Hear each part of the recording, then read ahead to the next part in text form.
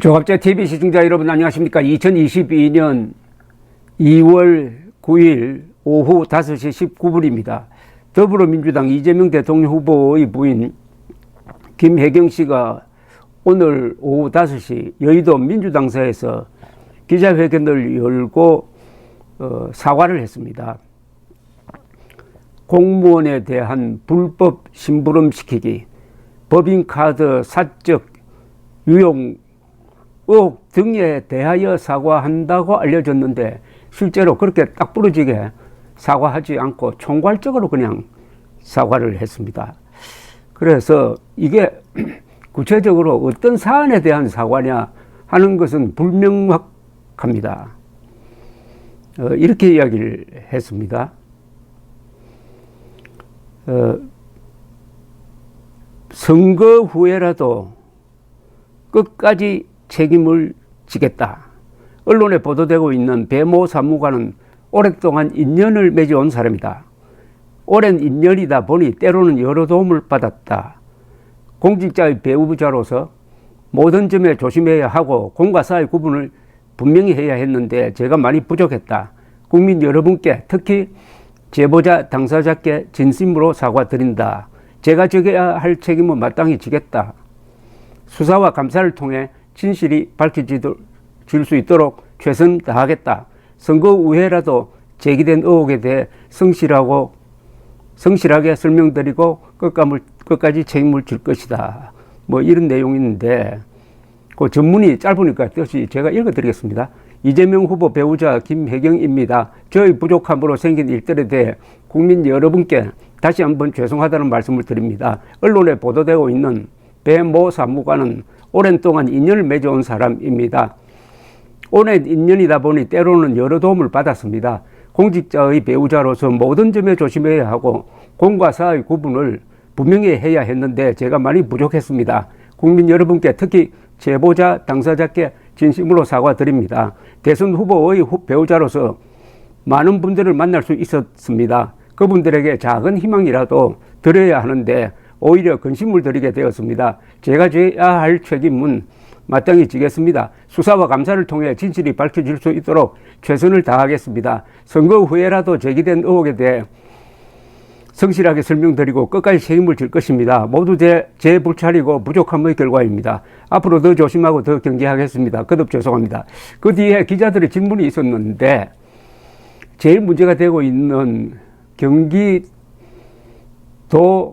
법인카드를 사적 목적으로 사용한 부분에 대한 이 해명을 어느 기자가 물었더니 거기에 대해서 가타부타 이야기를 하지 않았어요. 그것도 뭐 수사를 통해서 밝혀질 것이다 로 그냥 끝내버렸습니다. 그러니까 구체적인 것이 새로 밝혀진 것이 없고 기자들의 질문이 아주 좀 허술했습니다. 이건 뭐 간단하지 않습니까? 소고기, 초밥, 에르메스 로션 이거 법인카드로 산 게 맞습니까? 아닙니까? 이렇게 물었어야죠. 근데 구체적으로 묻지 않고 두루뭉실하게 물으니까 대답하는 사람도 막 그것 앞으로 진실이 밝혀지도록 노력하겠습니다 하는 걸로 끝내버렸습니다. 그러니까 이 사과 기자회견은 아무런 뉴스가 없습니다. 그러니까 이걸로 어떤 효과를 기대했는지 모르지만은 똑같은 사과를 왜 또 반복하느냐 하는 이 반발이 더 세지 않을까 하는 생각이 듭니다. 이것은 역효과가 나지 않을까 하는 생각이 드는데 워낙 많이 쏟아지다 보니까 의혹이 일일이 해명할 자신이 없었지 않나 하는 그런 생각은 듭니다. 그런데 지금 이 제보자 A씨라는 분, 제보자 A씨는 이 사건의 피해자라고 김혜경 씨가 분명히 기자회견 때 이야기를 했습니다. 이분이 지금 국가인권위원회입니다. 국가인권위원회에 자신을 공익신고자로 보호해달라고 어제 신청을 했습니다. 이 신청 요지는 김씨 관련 의혹을 제기한 뒤에 신원이 노출되고 정신적 고통을 느낀다. 보호 조치가 필요하다. 그래서 이제 호텔을 돌아다니면서 지금 일종의 피신 생활을 하고 있다. 이런 이야기입니다. 권익위는 공직신고자 보호법과 부패방지권익위법 등 보호법령상 신고자 요건을 검토하고 신청인의 보호 신청 내용을 확인할 예정이며 이 과정이 마무리되면 신청인의 보호 조치 여부, 관계자 고발 여부 등을 별도의 의결 절차를 거쳐서 결정할 예정이라고 하는데 여기 좋은 전례가 있습니다. 윤석열 후보를 겨냥한 이른바 고발 사주, 이건 뭐 결론적으로 이야기하면 터무니없는 모함인데 이걸 언론에 제보한 조성은 씨가 자신을 공익신고자로 인정해달라고 신청을 해가지고 국민권익위원회로부터 작년 10월에 공익신고자로 인정을 받았습니다.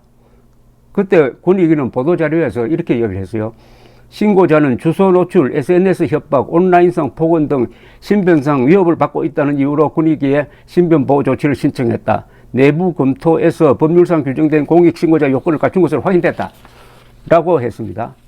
그러면서 누구든지 신고자라는 사정을 알면서 신고자의 동의 없이 그 인적 사항이나 신고자임을 미뤄 알 수 있는 사실을 다른 사람에게 알려주거나 공개 또는 보도해서는 안 된다. 이를 위반할 경우 형사처벌의 대상이 될 수 있다. 이렇게 됐습니다. 이 지금 A씨라는 사람은 이재명 측근으로부터 전화를 그동안에 많이 받았다는 겁니다. 상당한 압박감을 느꼈다고 그래요. 그렇다면 반드시 신속하게 이 공익신고자로 인정을 해야 될 것이라고 생각하는데 문재인 정권 하의 권익위가 어느 정도 독자성이 있는지 지금 시험대에 올랐습니다. 또 하나 참고 자료가 있습니다. 서울시에서 서울시의 이 시장 비서 업무, 비서는 어느 정도 일을 해야 되느냐, 이 B씨처럼 일을 해도 되느냐, A씨처럼 일을 해도 되느냐에 대해서 기준을 하나 정해가지고 발표를 했습니다. 며칠 전에. 서울시의 비서 업무 매뉴얼 중에 금지 사안이 아주 구체적으로 적혀 있습니다. 일정 관리 부분에서 근무와 관련 없는 개인 일정 관리 및 개인 행사 동행은 해서는 안 된다. 시장의 경우입니다. 시장이 겉옷 입혀드리기라든지 옷 매무새 다듬어 주기는 해서는 안 된다. 이건 시장에 대한 것이겠죠. 주로 업무와 관련 없는 사적 연락, 문자 메시지, 사진, 이모티콘 전송도 해서는 안 된다. 또 편안한 회의 분위기를 위해서 사적 대화를 한다든지 멘트를 유도하는 역할을 해서도 안 된다. 시장과 관련된 개인, 가족, 여행 준비, 숙박 예약 이런 거 해서도 안 된다. 개인 논문 및 강의 자료 작성 검토를 해주어서도 안 된다. 그리고 시장과 관련된 개인, 가족을 위한 물품 구매, 대여, 공적 관련 없는 지인을 위한 물품 구매 등도 안 된다. 이거 전부 다, 거의 전부 다가 이 B씨와 A씨가 수행한 일입니다. 거의 다 금지 대상이 되었습니다. 상사 본인 및 친인척 경조사 참석 수행도 안 된다. 사적 목적의 개인신 부르면 안 된다. 이렇게 되어 있습니다. 아까 우리 김혜경 씨도 공사 구분을 못했다고 하는데 공사 구분을 엄격하게 하느냐 못하느냐가 그 나라의 문명, 교양, 그리고 민주주의의 수준입니다. 감사합니다.